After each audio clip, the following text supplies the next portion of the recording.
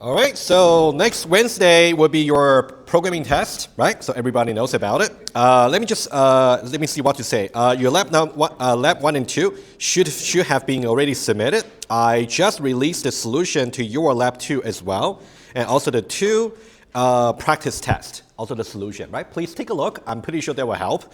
And what you may want to also do is to really maybe put a PDF on the remote lab and launch a rodent tool from there and set yourself some time limits. That might be the best way to really get practiced. Especially, you want to know how to, create the, how to create a context and machine from scratch, and also how to export the project for submission, right? Like a zip file. That's something you'll be expected to be done, right? That's something you don't want to waste too much time on. TM might help you, but may not be in time sometimes. So guys, this is something I'm still considering, but not confirmed yet. I just want to tell you so you wouldn't be shocked, right, when I tell you. I just noticed that the labs room we are assigned, 102, 102B, are just enough for the enrolled number of students. That means got no free seats. That would be very crowded, to be honest with you. So I think it's not going to be very comfortable. I might be able to secure maybe Williamsburg Center for our programming test. Exactly the same time. It's just that I got to go to a different location. I'm still trying to coordinating this, but I'll let you know once it's confirmed. I'm going to for sure confirm with you. The latest maybe it will be Tuesday class, the latest. I wouldn't tell you even the day on the test, right? I'll confirm, okay? Just bear with me. I'll confirm that. All right, any questions about the course? Anything?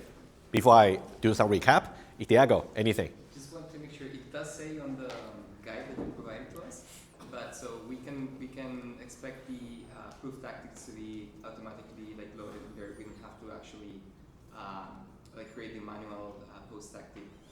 Oh, I see what you mean. Yes. Okay. So the rodent, yeah, I see what you mean. So the rodent that you're going to use during the lab test will be kind of set up for you already. So you don't need to worry. Yeah, you don't need to set any post tactics, whatever that you kind of learn from lab 0. You don't need to. So don't memorize anything from there. You'll be fine. Okay. All right. If no further stuff, okay, let's now do some quick recap, okay, just about what we said last time. And I think we should be able to cover definitely more today, definitely about the function stuff. There might be a little bit left over. Possibly we have to do that on Tuesday, but please, again, don't wait for me. You really got to finish the review. And for sure, next Thursday, after the programming test, we're going to dive into a little bit about the bridge controller, which also some introduction stuff I owe you guys. I'm going to talk a little bit about introduction stuff now that we've done the review on the math. Okay, it's coming. And we can definitely touch a little bit about bridge controller before the reading week. Okay.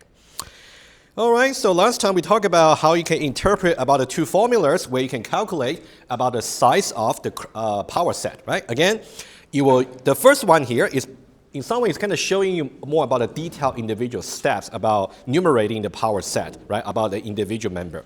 I would say this one here is definitely going to use a choose operator, which we also dive into in details before. I would say you may also use this formula here to, when I kind of ask you, let's say, I might kind of ask you, calculate the number of subsets that are of size maybe 2 and 4.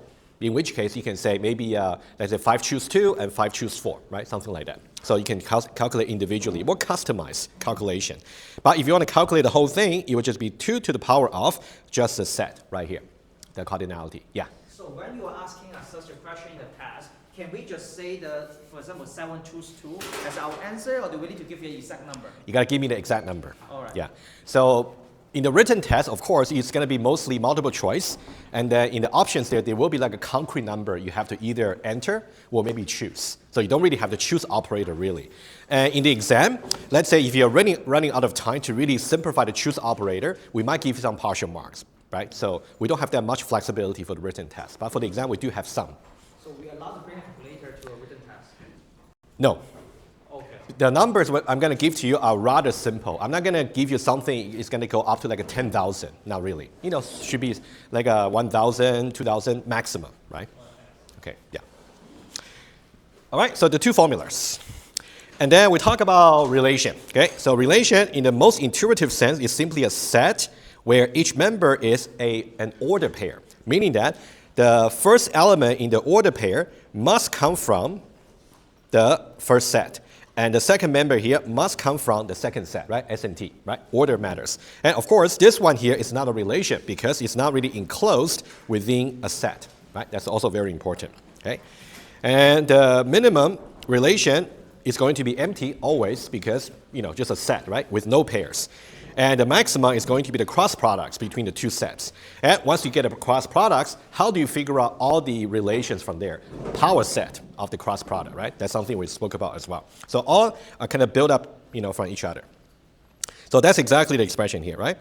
So this relation symbol here, we'll dive a little bit deeper into this. Today we're going to talk about relation, partial function, and total function. We're going to see how to relate these three all together. I'm going to visualize and also talk about definitions, all with you. But this one here about relation, okay? So this is more like a synonym to the power set of the cross products. We know that the cross product here is a maximum relation. And the power set is going to find out all the subsets of the maximum relation. And each subset is going to be itself also a relation. So we collect all the possible relations together. Okay? So this guy here is all the possible relations you can come up with between S and T. And if you say R is just a single one, so you say R is a member of that set. Okay? That's something you want to pay attention to. And then the example we did right here, right, we just simply try to systematically enumerate about all the relations. And one way to systematically enumerate it is like the first formula that we talked about. So you can say maybe, so the cross products, the maximum relation is of size 4. So 4 choose 0, 4 choose 1, 4 choose 2, and 3, and then 4 altogether, right? It's going to tell you exactly how many, okay? And you will see also on the slides about the exact relations to be enumerated. Right, any question about this one here? I do believe on the slides, there's another, maybe at the bottom, please pay attention. I think there's another little exercise for you to try it out as well for relation. Also take a look. Okay, and then we got exercise here. We got departure, destination, right? That's something we talk about. You can go over, okay? And then that's a synonym you got to remember, okay? And today we're going to see something like this and something like that. If time permits, we might also see something like this and also something like that. We'll see if we got time, if time permits. Otherwise, we'll definitely finish that next Tuesday. Okay. And we talk about different relational operators, and the most basic ones are to figure out domain, range, and inverse. Okay, so these are the three. Just in case you're confused, when I say R is a member of all the possible relations between alphabets and integers, right? Alphabet here is not a domain, by the way, right? Domain is only specific to a particular relation. We say that this is more like a source set. It's like a set where we try to draw the members. And the Z over here, the integer, also is not a range, exactly. You would say the domain for this particular relation will be whatever that appeared in this particular example. That will be the domain, and also range, etc. So we talk about domain, range, and inverse, and you guys can also take a look. Oh, for your lab number 2 solution, right? So you can definitely look at the PDF to see the how the machine and context will be defined. I also included a link, like a recorded tutorial video to walk you through the solution. It's optional if you do want to look at, especially about those 3 axioms using inverse, using ID, etc. If you want to look at those, you can also go over the tutorial video. It's there for you, but I'll leave the choice to you, okay? And then we talk about some algebraic properties. You can double check. Whenever you're not exactly sure if what the algebraic property really means, just try out some concrete example for relation. It's going to make sense. And we talk about image. Okay? Image is really about, you want to somehow find out all the pairs in a particular relation. Okay? Domain value and range value. And then you want to restrict everything to just about the domain in the input set over here. So when you do the relational image, you're going to pass an input set. Notice that it's a set. It's not like an individual element, just a single set. Anything that's in this set over here, you're going to find out corresponding pairs and then collect just the range values. And then you will get exactly just R prime, which is the range value. Okay? And we talk about things like this one here, for example, is not well defined because 1 and 2 are not part of the source set where we draw the relation, right? However, on the other hand, if you try here, A and H right here, right? H over here is a member of the source set, so that means it's valid. At least it's well defined. However, h over here is not part of the domain for the relation, so it has no corresponding range value, right? Just notice the difference, right? We did talk about these differences. And then we got some algebraic properties for you as well, okay? And then, yeah, we talk about restriction, subtraction for domain and range, right? So these four operators, they are not difficult. So please just make sure you understand how to write them and also when to use them. So we'll see a little bit more use of them, especially for the overriding operator, right? So for these four, I'm going to leave to you to review, right? They are not difficult. Okay, overriding, right? That's where we were from last time. Why don't I just start a duplicate of that? Okay, I'm going to develop further on this example here. Okay, let's just review very quickly. So when you do overriding, right, the left-hand side is a relation, which is like a relation we want to talk about. And also the t here is just another relation. You'll say that R is overridden by t. That's how you read it, okay? So first of all, let's see how we can read it verbally. You say that R overridden by t. Okay, so both R and T are relations. Okay, we're saying this. The way we define, first of all, the ultimate answer is going to be another relation because it's going to be a set where each member is going to be an order pair. That's exactly the intuitive definition for relation, a set of order pairs. So there are two possible ways we can get members for the overriding result. Either simply a pair that's from the original, either it's a pair simply just from T, the right-hand side relation. Or it might be a pair from R if that particular pair does not have its first elements part of the domain of the second relation. That's actually how you interpret that. But we're going to see how to calculate this as an example. Okay? So what we do is we try to split these two conditions. So we are saying that the pair can either satisfy this or this. So it'll be as if we try two set comprehension notation. So what I'm saying is this. If I got something like this, let's say x, and then I got p of x or q of x. It would be the same as if I calculate them separately, separation of concern. P of x, and then union x, q of x. Okay, it's a very simple property that we don't even need to prove, right? Just want to tell you that you can also make use of it. Okay, so turn disjunction into union. So now we're going to see two things over here. Okay, so number one, this part here, all the pair that belong to T, right? So that's the one. And this one literally just T, right? So I can say this is equal to just T, right? This one is good. How about this one here? This one here, we're basically saying we're almost getting just R. However, we cannot get those whose first element is actually in the domain of T. We want to get rid of those, basically. Does this sound like a restriction or subtraction idea to you? Let me say that again. So this set here is basically saying we want to get almost like the original R. However, we cannot take those whose first element is actually in the domain of T. We cannot take those because it should not be a member of. Does it sound like a restriction? Are we restricting to the domain of T, or are we trying to subtract from the domain of T? Subtract, right? Okay, just try to think about it, right? I'm just trying to help you think, right? So this one here, subtract. You guys are right, okay? Union with, and this part here, let me just put green, right? It's going to be just about the R here, domain subtracted the domain of T, okay? So what you really want to convince yourself is this expression here is really this, which is a nice strengthening exercise about the subtraction, okay? All right, given this, let's now calculate, okay? This one here, the left-hand side of the union, right?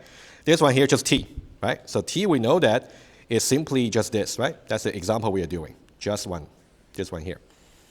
So I'm just going to put A3 and also C4.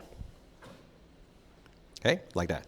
And then union with, and we know how to calculate domain subtraction, right? So this is R, right?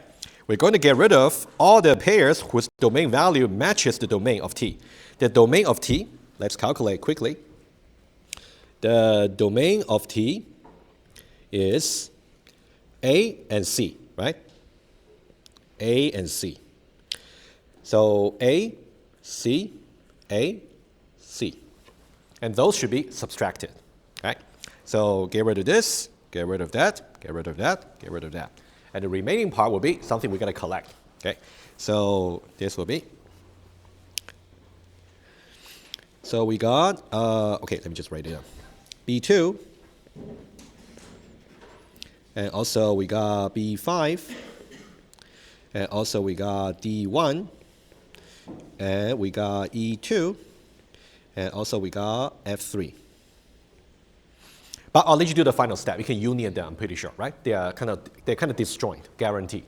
So we don't need to worry about having duplicates.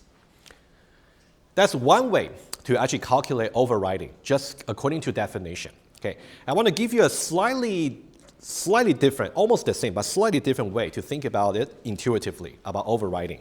And that one there, we can also refer to the transfer events, maybe back in your lab number 1. That can also make sense, right? So before that, any question about overriding? Okay, I think that this one here is more like doing some exercise just about rewriting, from disjunction to union, which is very nice, and also to see why this one here is exactly the domain subtraction, right? So that's something also nice review for you.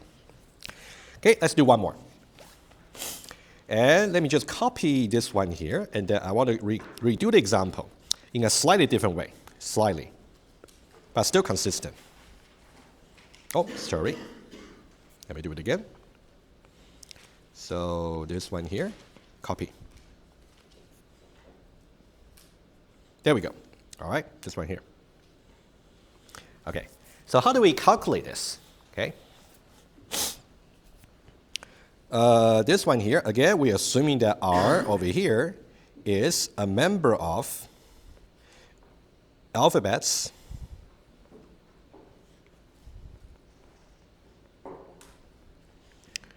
a relation between alphabet and integer, right? That's our assumption, okay? Let's say we want to do R overridden with T, and this is T. And this is R, okay? So we are basically doing R overridden with T. Okay, I'm going to write down intuitively how you may think. So it's basically R.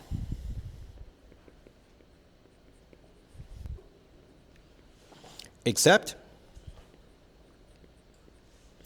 all the pairs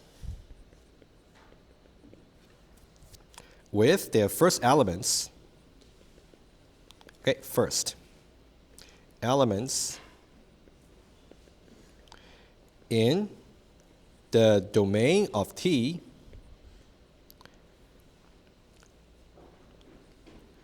they must agree, those pairs must agree. Whatever that's specified in T, okay? We can think about this. We're somehow trying to change R according to T. Change version of R according to T. All right, let's see how to understand that. So R here, and also according to the T. Okay, let's say for this particular example, we somehow just want to change any domain value with A and C. That's something we want to change, right? So we're going to find out everything in the original R that's to do with A and C, okay? So we're going to find out A and C, okay? So we got A, C, A, and C. Anything that's to do with A and C, you must make sure you only allow these two pairs. So the way to really make sure they agree is get rid of them. And replace these four pairs by just the A3 and C4. So this will make sure in the changed version of R, which is the overridden version, we got everything else just the same. So everything else not to do with A and C, just the same as R. However, anything that's to do with A and C, they must agree with the A and C pairs in T. And the only way to really make sure they 100% agree is to think about we get rid of them, and then we just add these two pairs from T. Right? That's kind of intuitive, but still consistent with the formal definition. Okay? So now, how can this help about, let's say, transfer? Okay? So if you remember, in your lab number 1, you got a balance function. Okay? So back in your lab number 1, okay? So this could be a nice, just a little bit highlights about the solution you were given. So let's say you got a balance function. So B would be basically from the account, and then we got some partial function. And then to the integer, right? The balance, something like that, okay? A function is also a relation, so you definitely can do overriding, okay? So what we do is, we say that we want to somehow change. We want to change the B. So let's say we'll talk about, okay, I'll say transfer. Let's say we want to transfer from ACC1 to ACC2. So what we want to change is about ACC1, ACC2. So you can think about we're going to specify ACC1, ACC2 right over here in the T. Okay. So these are the proposed changes. So ACC1 and also ACC2. So these two are the proposed changes.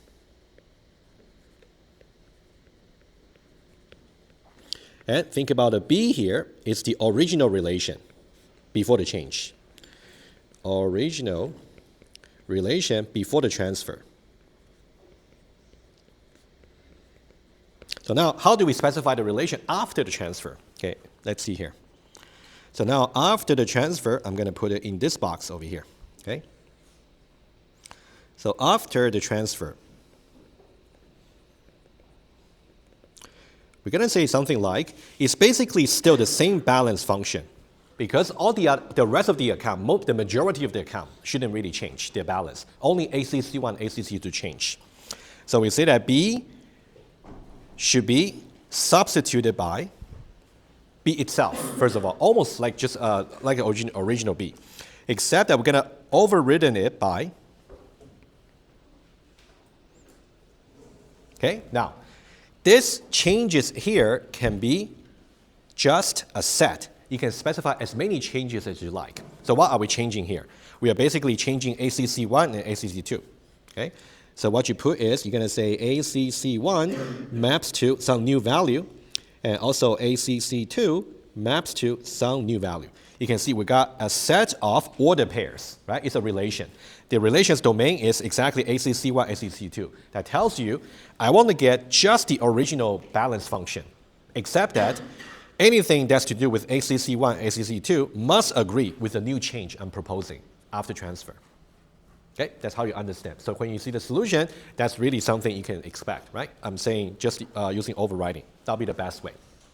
But of course, if you like, you can also rewrite this expression here using something like this. Like a T union the domain, right? Domain restriction. Mathematically, they're the same. You can give it a try as well. Okay. All right, any questions? All right, yes, Diego. So does that mean that the balance results are a relation rather than a set in that program? Good question. So every, let me just say that verbally. I'm going to draw a diagram, as well.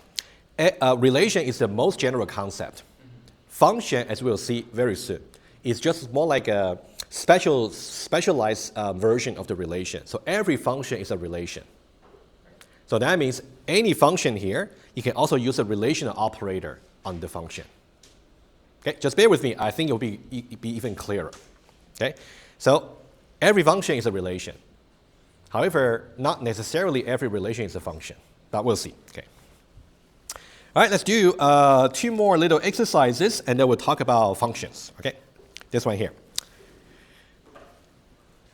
So this R here, just over there, just for you to actually try it out. Once we talk about the algebraic rules, you can actually use it to actually verify. But let's just go over some of them. By the way, the second one here is already something we set, right? We don't need to go over that. This is just to say if you got an overriding operator, you got R overridden with T, right?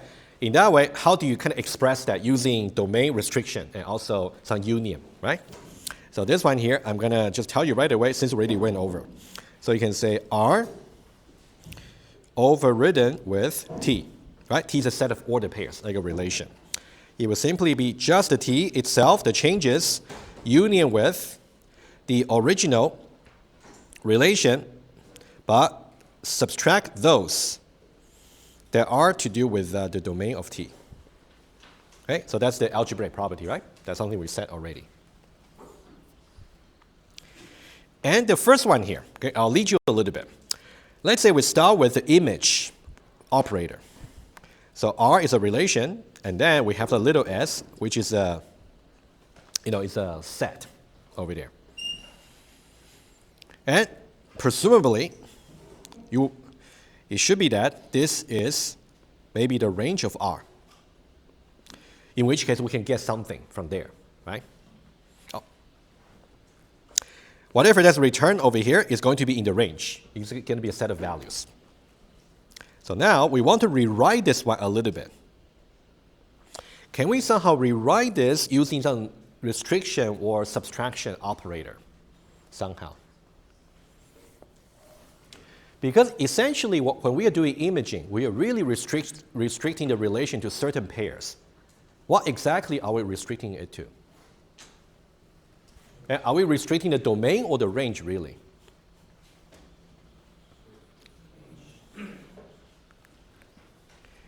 Okay, so let me give you a choice, right? May not be the final answer, but let's see which one is the right direction. Am I really trying to do R domain restricted to? I'll give you choices. How about that? I can either say R domain restricted to S, or R domain subtracted by S. I can say R range restricted to S, or R range subtracted by S. So if I got 1, 2, 3, and 4, do you think this one is doing something? Which one is closer to what we're doing here? Which one? 1, 2, 3, 4. Not exactly the same, but very close. Give me a number. How about that? 1. I heard 1. Okay. Well, thinking this way, right? So we say that S over here, it should be somehow, well, let's say the R is from alphabet to integer, right? So we say S here should be alphabet, right? That means we are heading towards the domain. So we're not really doing anything to do with the range, really. Okay? So 1 and 2 sounds more promising. But are we restricting to S or subtracting S? Restricting, right? Because we are not really getting rid of any pairs. We are restricting to only those. Okay? So this one here sounds more promising, right? However, can I say this is equal to exactly S? Now, question for you. Is this a well-defined expression? Is it type correct? This could be a nice question, actually, right? So I might just put this expression to you, and you tell me whether it's actually type correct. Anybody want to give it a try? It's not well-defined because when you're asking for the image of S, it gives you a set of single values, but when it's S domain restriction, it gives you pairs, a set of pairs. That's exactly right. Okay, good. Or this is a set of range value. This one here is just a relation, which includes order pairs, right? Very good. How do we fix this? We are really in the right direction, but how do we fix that? So this one here is not exactly right, right? Or you put say, not exactly right, not type correct, but we are in the right direction. How should we fix it? So let me start from here again.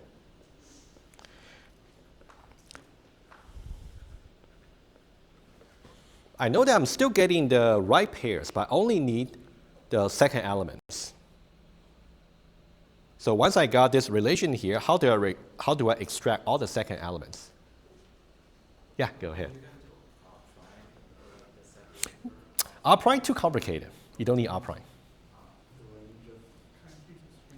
Yeah, you can just get a range, right? Yeah, exactly, right? You can just get the range of that. All right, so for this exercise here, rather than throwing the final answer directly to you, you want to think about the thinking process.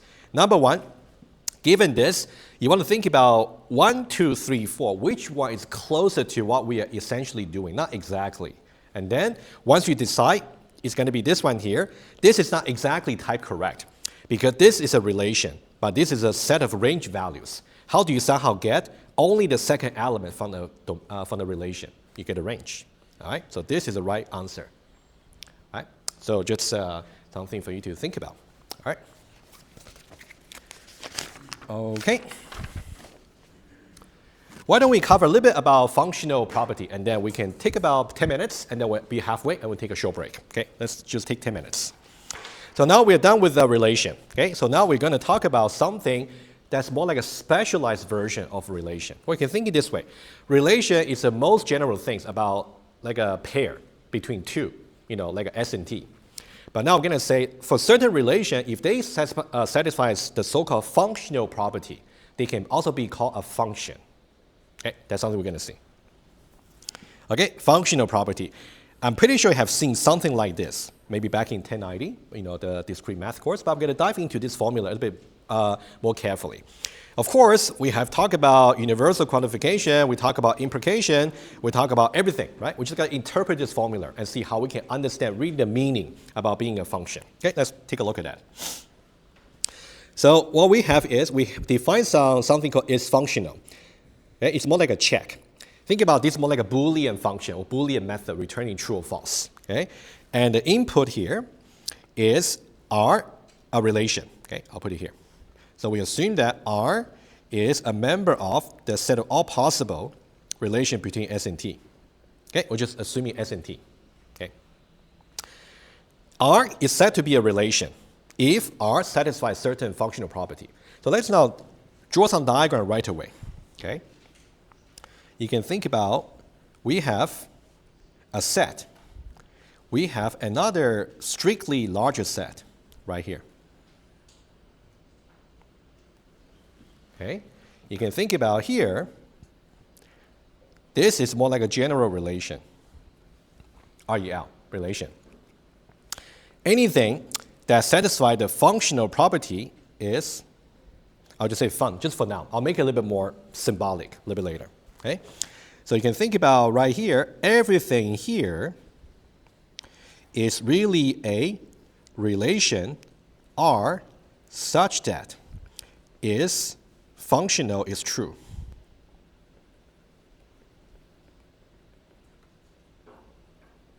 Let's get that straight first. Of course, we're going to talk about what is functional really saying, logically, right? So the set of all functions is a proper subset of the relation because there's at least one. A relation, let's say T, such that is functional, T is false. Okay? So there will be certain relation that's not really a function. There will also be relation that is also a function. Right? That's the best way to put it. But let's understand what a functional property is saying. Okay? This one here just is more like a typing constraint, just to say we got some member S and also T1 and T2. So what we're doing here is, think about S here is more like a one domain value, a domain value.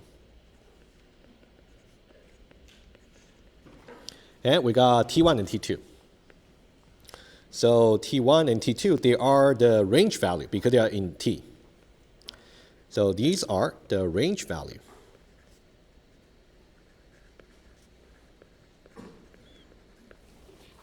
Okay, let's now focus on the actual functional property right here. Okay, let's look at this. And that's the implication.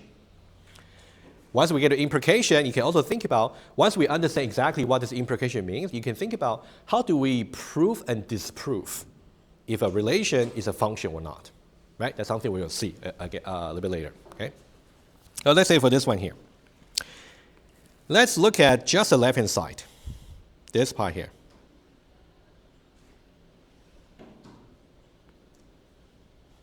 Okay? If you look at that, we are saying that there are two pairs, pair number 1 and pair number 2. And they are both members in the same relation. All right? And what is so special about these two pairs? You can see their first element here are the same. T1 and T2, we are not sure. T1 and T2, we only know that T1 and T2 come from T.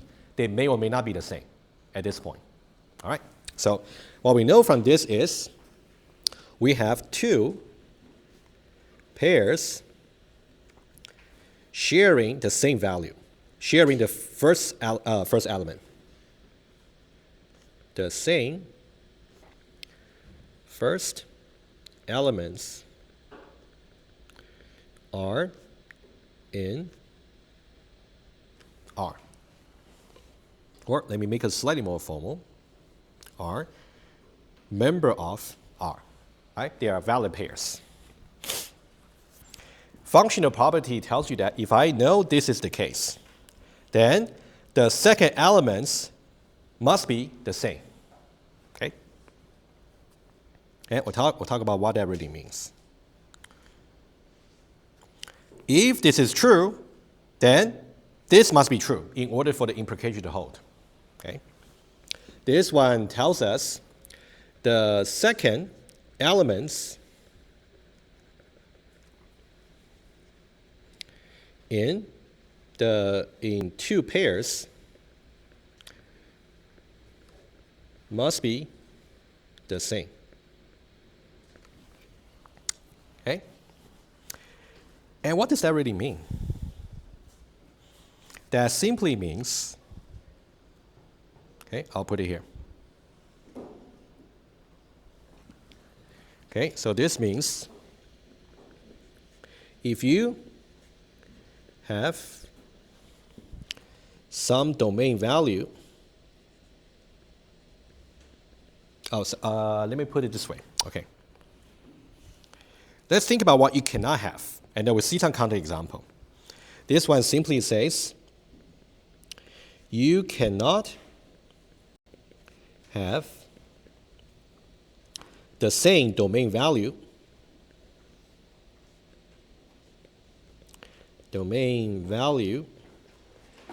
as mapping to two distinct range values T1 and T2. T1 and T2. Because we say they must be the same. If they are not the same, you get false implication. Let me give you one example right away. Okay? Let's say I got a relation here. Example. Let's say we got a relation here. Let's say just two pairs. I got A1 and I got, let's say it's three pairs. I got B2 and then I got A3. This. Okay, that's a relation. Let's say this is R. Is this relation here a function? All right, if you don't think it's a function, then you gotta give me a witness. And the witness is going to make that implication false. Right? Okay? Now, the witness is going to involve two pairs. Right? The witness is going to involve this pair, and the two pairs must have the same domain value. Can you give me those two pairs? Can I choose these two as a witness? I cannot, because A and B are different, which doesn't match S and S, right? I could only choose A1 and A3 as the witness pairs. All right? So now if I choose this one here and also this one here, and let's now just write it very quickly, just for once. Okay? So now I can say A1 is in R. And also A3 is in R. Implication says the T value, right? T1 and T2. 1 and 3. 1 equals 3. Right? So what we have is this part over here is true. No, apparently I got, so, okay. And then this part here, 1 equals 3, obviously is false. Okay? So I got true implies false, which will be false. So that's a violation of the functional property. So whenever you actually want to show that a relation is not a function, just choose two pairs, where the two pairs share the same first element, but the second elements are different. That means a same domain value will be mapped to more than one range value. That's what you want to show. So you can think about this is a witness of violation, okay, of the functional property. Okay. Okay, let me take one more, and then we'll take a short break. Now, this question here. What would be the smallest relation satisfying the functional property? Yeah, again, I said smallest one, right? Most likely it's going to be the empty one, right? But how do we justify that, right? The answer is yes, should be empty. But why? Why is empty relation also a function? There's no witness that. Yeah, exactly, right? It's like a why empty array, you know, something like what was said before, okay? Empty relation, you just cannot find. You cannot find witness of violating the functional property. Okay, that's very important. Okay. Okay. Why don't we take a very short break? I do have a little bit more to say about the functional property. You can do that after the break. Okay, you can just get your iClicker ready. Soon. I just want to revisit the same functional property here. Just want to answer two more questions just to give you a little bit more insights. Okay. The same stuff here. And the next question. How do we prove and disprove? Right? How do we prove and disprove that a relation is actually a function? Okay. How do we do that? And just remind you very quickly. So if I have, let's say, this will be all the functions, and this one here will be all the relations, right? In order to be here, to prove that it is here,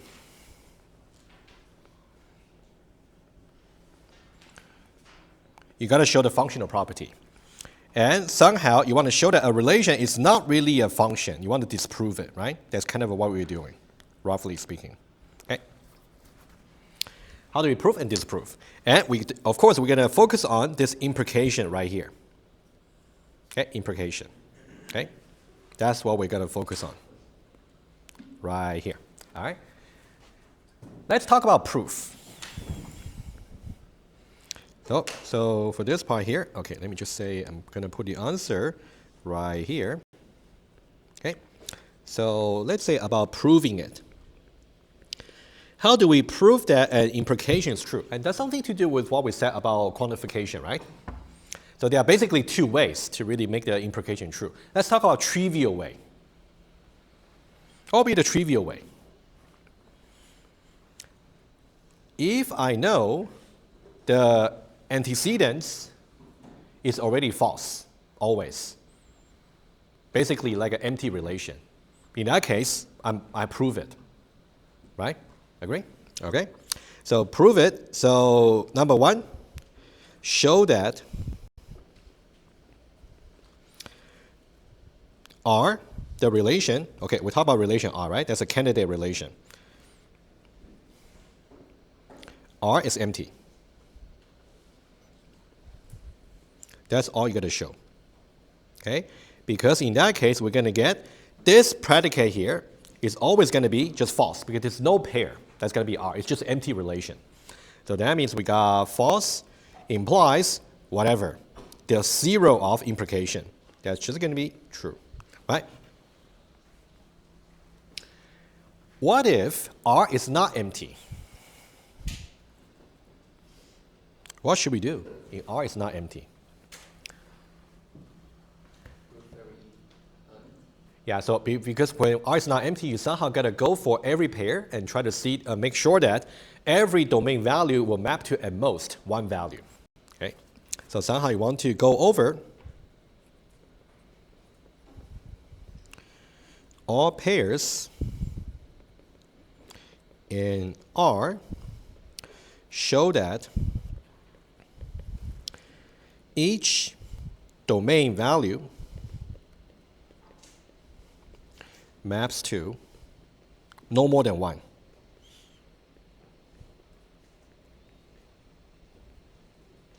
Values. All right, that's kind of intuitive, right? So that's good enough, right? That's our proving. Okay, just basically every pair combination is going to satisfy the functional property. How about this proof? This proof is really about showing that implication is false. And remember, how can we make an implication false? True implies false, right? So that means we're going to find that witness and then show that T1 is not equal to T2, right? So that one there is going to be, we want to find S T1 in R and also S T2 also in R. But T1 is not the same as T2. So that's exactly the violation witness that we spoke about just before the break, right? That's how you disprove it. All right, just a quick mention about proving and disproving, okay? That's one thing. And I want to say one more thing, because we got implication here. Remember, we spoke about something called contrapositive, right? A little bit earlier, in the review. So let's now apply contrapositive. You might get some little bit new insight. Let's start with this. This one here is the original implication, okay? We know that this one here really means each domain value maps to at most one range value. Okay?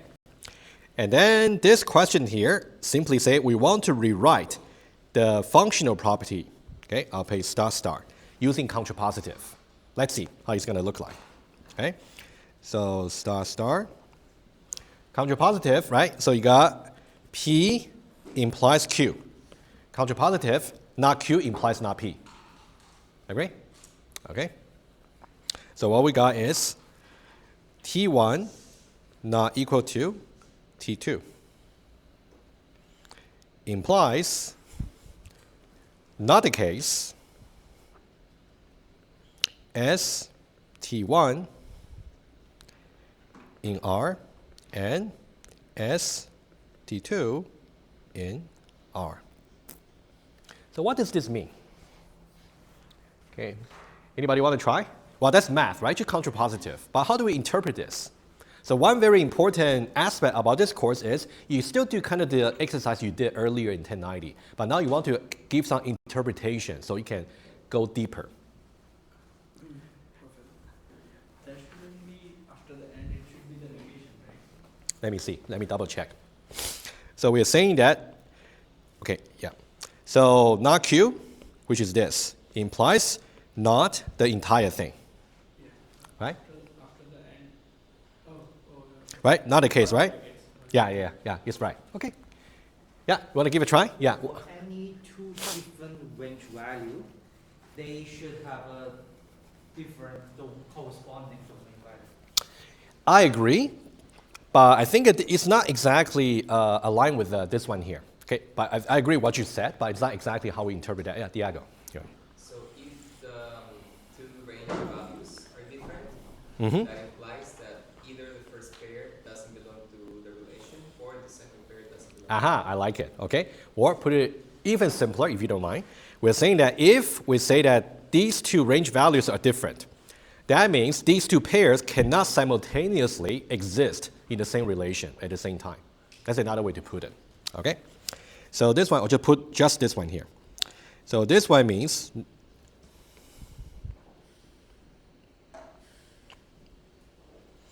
So that means two pairs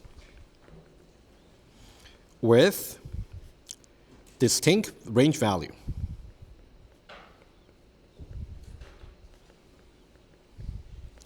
But same domain value. Cannot exist in the same relation.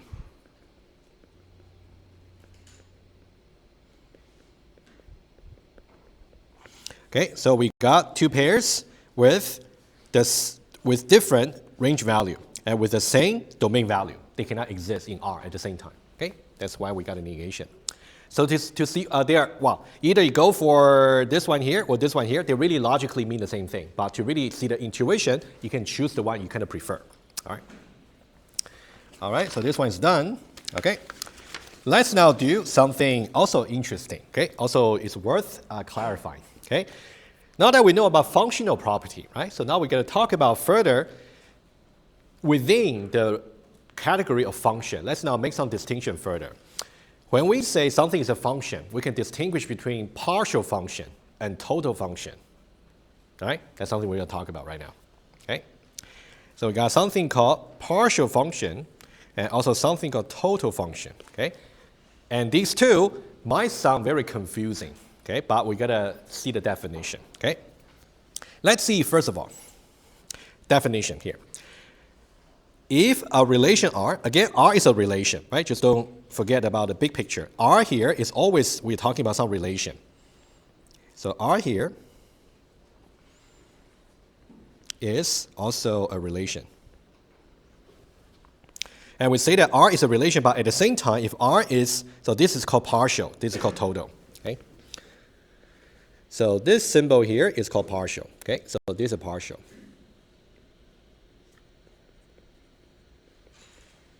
Okay, partial function. And this one here is total function. So this arrow here is total function. Partial function simply means the relation R satisfies the functional property. And then the domain of R is a subset of S. And let's now do some clarification right away.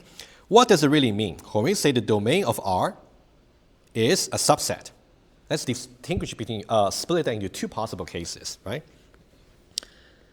If I look at here, this one tells me that the domain of R may either be a proper subset of S, or it might be exactly the same as S, right? Or the domain of R is exactly equal to S. So guys, do you agree with this rewriting here? Agree? When I say domain of R is a subset of S, I'm basically saying either it's because it's a proper subset, in which case this is strictly smaller than this. Or it could be that this is exactly that. So there are two possibilities. All right? And we can go even further. Okay? This is case number one. This is case number one. If case number one is the case, right? That means there's at least one value in the domain that does not have any range value. Okay? There is some domain value that has no corresponding value. We'll see that. Corresponding range value.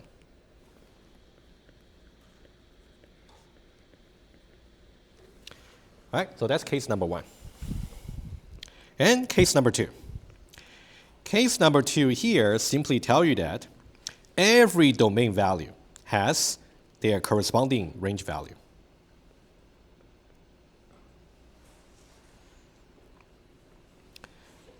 every domain value has its defined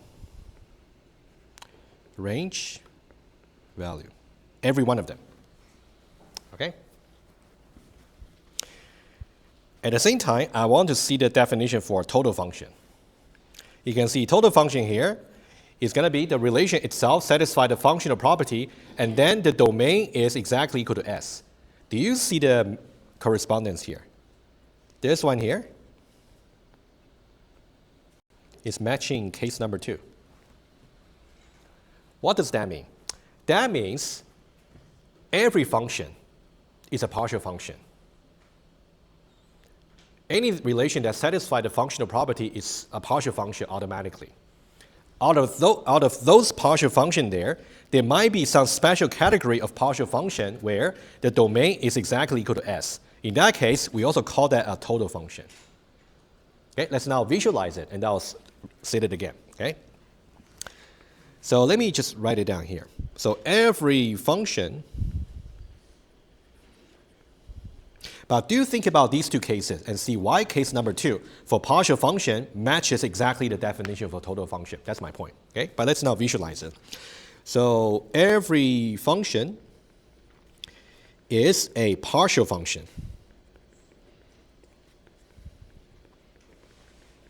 Okay? This is something you can definitely take away. Okay? Every function is a partial function. Let's now draw some diagram to clarify that completely, and then we'll do some example. Okay? Let's start with the biggest set, which is a relation. Okay? So now we can use all the symbols. Okay? So let's start with the bigger set, biggest one. This one here. Oh, there we go. Okay? This will be S relation T. All the possible relation you can draw from S and T. That's the biggest one. Okay? If a relation satisfies the functional property, then we call that a partial function. Okay? Like here. There's a proper subset right here. And then that one there will be S partial function T. All the relation that satisfy the functional property is going to be a partial function. Inside the partial function, we got another proper subset, which is a total function. Okay? So the total function will be here. Okay, right here. So this will be S total function T. Okay, let me make even more annotation for you. Okay? There's no restriction about what S relation T is, as long as it's a set of ordered pair. Let me finish this, and I'll take a question. Yeah, give me one moment, before I forgot, actually. So this one here, if I say something is a partial function, okay, this one means it satisfies the functional property. In which case, it can be either case number 1 or case number 2. Okay? If I say I got a member strictly in this smallest set, that means number 1, the functional property must be satisfied for sure. Otherwise, it's not even a function. Okay? So functional property. And number 2, the domain of that relation must be exactly equal to S, which means we must have case number 2 in order to be a total function. Yeah, question. Go ahead. Sorry, yeah, I just want to double check, because in the note, it says domain R is A subset. But then, so are you just splitting that one case into like these 2 cases? Okay, I'm basically saying, okay, let me clarify. Okay, so we're saying that in order to be a partial function, you just need to make sure you satisfy the functional property, and then the domain of this relation here is simply a subset of S. So let's think about what subset really means. Subset means like a 2 possibility. Either the domain is strictly less than S, or the domain can be exactly equal to S. So there are 2 cases. And in the case where it's exactly equal to S, that means it's going to accommodate all the possible domain values. In that case, it's a total function. Yeah. All right, so guys, this diagram here is so important, right? So make sure you understand that, okay? And then we're, question?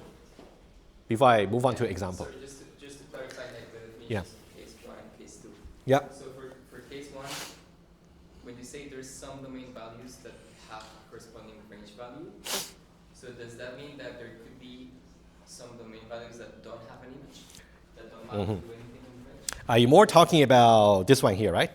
Yeah. Okay, yeah. So this one, we'll see example as well. Okay, let me repeat just for this one here. This one saying, let's say for example, S is, let's say 1, 2, 3. Let's say for example, okay. When I get to case number 1, that simply means my relation there has only the domain value of 1 and 2. What about 3? 3 has undefined range value for my particular relation. We'll see example, okay? That's really what I meant, okay? But let's see example here. Let's start with this one here, okay? So guys, please notice that the notation I'm using, right? So here I'm using a subset symbol, okay? Subset, okay? So we say that this part over here, okay, let me just explain that. This part here on the right-hand side will be the set of all possible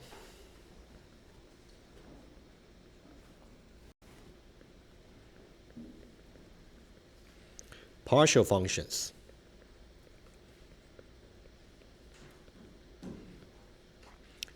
between, okay, let me say this set over here is S, and this set over here is T, between S and T.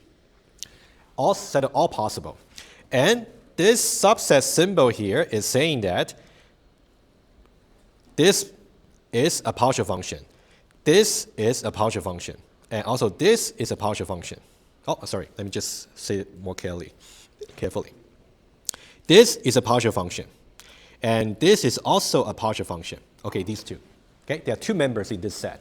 And that one being a subset of the set of all possible partial functions means that this first member here is a member of this. And also this one here is also a member of that. Right? I'm just using, rather than using two membership, I just use a subset. Right? It's a valid way to specify. All right, let's now check. Why is this a partial function? What do we check? Functional property, right? So now you can see we got domain value 2. 2 only maps to A. Only 1 only maps to B. We don't have anything, for example, let's say if I add in another pair, let's say 2 and then B, that would be not functional, right? So this is good, okay? How about this one here? Also a partial function. Because 2 only maps to 1, or like a 1 value, 3 also maps to 1. It is okay for two different domain value mapping to the same range value. It's something called injective property we're going to talk about most likely Tuesday. Okay? And also 1 only maps to B. Right? So we are fine. So these two, we only check for functional property. Okay? Only check functional property. Okay? And let's now talk about the next three. Okay? The first one here, we talk about total function. Right here. Okay, total function. Oh, you know what? Let me use a slightly different color. So total function. In order for me to define a total function between 1, 2, 3 and AB, that means the domain of the relation must cover 1, 2, and 3. Agree? So I got 1, 2, and 3. At the same time, is it a function? Does it satisfy the functional property? It does, right? Okay, good. So this one here, the domain of this R here is exactly equal to 1, 2, and 3, which is equal to just S, right? This is S. Also, it satisfies the functional property. And also functional. Okay? So you can think about this guy here, I'll put triple star, is really this category. All right? This one here, this one here. Right? It belongs there. The next one. This function here, I say that it does not belong to the total function. However, it's still a function. Let's double check. Is this a function, first of all? Yes. Because 2 only maps to A, 1 only maps to B. Now, is it a total function? No. How do we know? Because the domain of the Domain, right? Okay, domain for this one here is only 1, 2, which is a proper subset of 1, 2, 3. That's exactly case number 2. Oh, sorry, case number 1 right here. Okay? Okay, let's make a quick notes for this one here. So that one is about being a partial function, really. So you can see the domain over here of R is equal to 1 and 2, which is a proper subset of S. Okay? And this one, I'll say star star right here. Okay?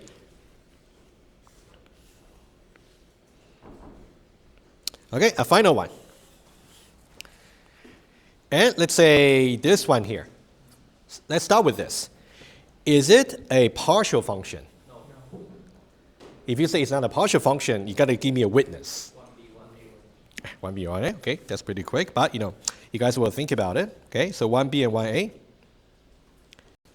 Apparently, these two will violate the functional property, right?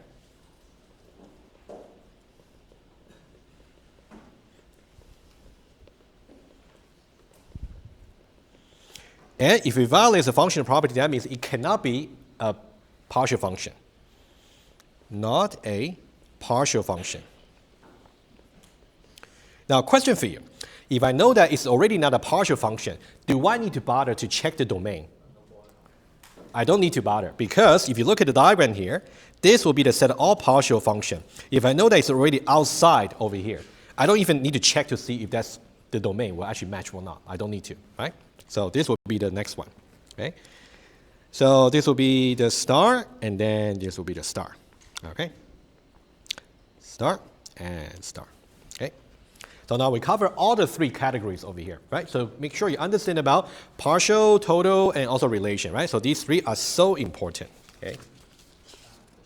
Go ahead, please. For the first example that you gave, Yeah. you're using the subset Yeah. operator. Will it be also possible to say that that set belongs to the set of all possible? Yeah, definitely. Will it be- So, yeah, I'm glad you asked. Okay, how about this? Let me rewrite it just for 100% clarity, because you will see something like that as well later. So this one here is basically equivalent to if and only if. Okay? This one here, oh, sorry. Can I just call this one R1? Let me call this one here R2. Okay? And then let me call that this one S and this one here T. It will be the same if I simply say R1 is a member of S partial function T, and R2 member of S partial function T. So the advantage of using a subset symbol here is I can list for as many as I like. So I don't need to say so many membership symbol. That's the reason. But it wouldn't work if you just replace directly the subset symbol for a belong symbol, right? Of course not. Okay, there's another good question here. So let me also put it down. Okay? So the actual question was like this. Let's say this. If I replace this one just by membership. Good question. Guys, would this even compile? Is it even type correct? Okay, let's think about why. Okay? So the one to think about is this. This one here is the set of all possible order pairs. Somehow that will also satisfy the functional property, right? This is more like a set of order pairs. Of course, you want to go a little bit more precisely. You can say satisfying the functional property. It's basically a set of, set of sets, okay? So let's say here. Let me say the following, okay? Let me put it in a different way. This is actually a set. Okay, let me put this properly, otherwise I might just confuse you. Okay, so this thing here is a set. A set where each member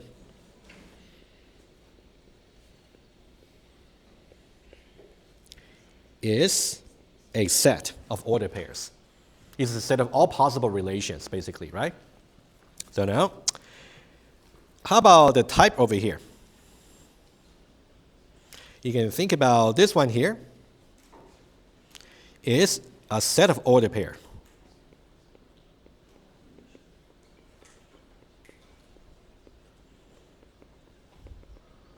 And this one here is also a set of ordered pairs.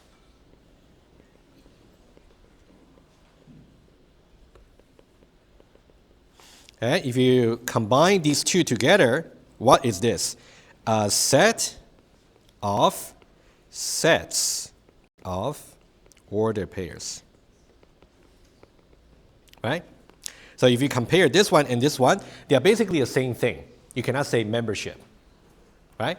Because whenever you want to say something is a member of that, they cannot be like both the same kind of level of like a foldings for the set concept. So okay? The one left has to be a single member. Yeah, it got to be a single has to member. be a set. Exactly. Yeah. So And then on the right, we know that that's a set because of the operator case. because of operator, you can think about this. Yeah, this one here is you can think about just the way to interpret that would be this symbol here about all the possible relations. All right, so this one here is important. Okay, just make sure you go over that. This one, I believe that might got something like this in one of the tests. Okay, so you want to, yeah. Why is R2 a partial function? Say it again. Sorry. Why is R2 a partial function? Why is R2 a partial function? So you got to check to see whether it satisfies the functional property, right? So why does it satisfy the functional property? You got to make sure you got for each domain value, it does not map to more than one range value. So here you can see 2 only maps to A, and 3 only maps to A, and 1 only maps to B, right? So this is a function. Shouldn't that make it a total? That's also total, yes. Remember right here, the diagram here, right? So you're right. So we can say that, we can definitely say it's a partial function, but at the same time, it's also a total function, right? There's no conflict over here. Okay, good. All right, why don't we go for one more thing quickly, okay?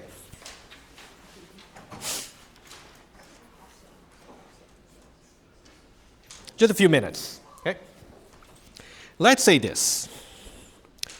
Let me start with this example here, and then we'll see if how much we can finish, okay? Let's say we got S, a set. Let's say 1, 2, 3. And also we got T here, which is AB. Okay, and then we got R. And then we got 1A, and we got 2B. I think that's something we just saw earlier, but I want to make a point here, 3A. All right, so now, question for you, okay? Let me say the following. R is a relation. Number 2, R is a partial function. And number 3, R is a total function. Okay, so question number 1. Let's say it's a multiple choice. Select all the options that are correct. Would you agree it's all of them? Okay. Number 1, correct because it's a set of ordered pairs. Nothing else to check. Okay. And number 2 is correct because it satisfies the functional property, right? 1 only maps to A, 2 only maps to B, and 3 only maps to A, right? There's not a single domain value that maps to more than one value. And it's also a total function here in the sense that 1, 2, and 3 are exactly this, the domain value, right? All the 3. Oh, question 1 is pretty easy. Just apply the definition, okay? But I got to be careful. And then the next one. What is the most accurate?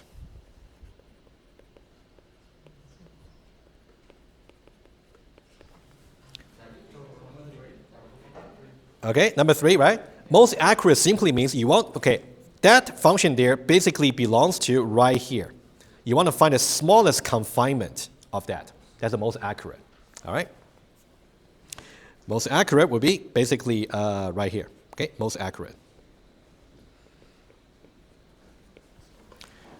All right, just one more thing, and then we're done. Analogy for your 2101, all right, the data structure course. If I have a function like this, f of n is equal to, let's say, 2n squared plus 3n minus 4, for example, right? So now I got three options here. F of n is big O of n squared. F of n is big O of n cubed. Number 3, f of n is big O of 2 to the power of n. So now, which ones are correct? All of them, right? Because somehow this function here can be upper bounded by either one of them. Right? You'll do the proof yourself, don't worry. Okay? So now, it's not very useful to say this one here. You're not really saying giving anything useful. You're saying that, oh, the worst case, I can run to exponential. That's not quite true. Not exactly correct, right? So now, what will be the most accurate one? The first one, all right? This will be the most accurate. You want to find the smallest family that can actually upper bound that function. All right, guys, let me say one more thing, and then I'll let you go. Okay? So we are not exactly finishing all the math review, but you should really go ahead and study the rest of the slides. And then we already gave you the functional property. The rest will be defining the 3 injective, surjective, and bijective function next time and do some exercises. We'll do that on Tuesday. All right, thank you. See you next week.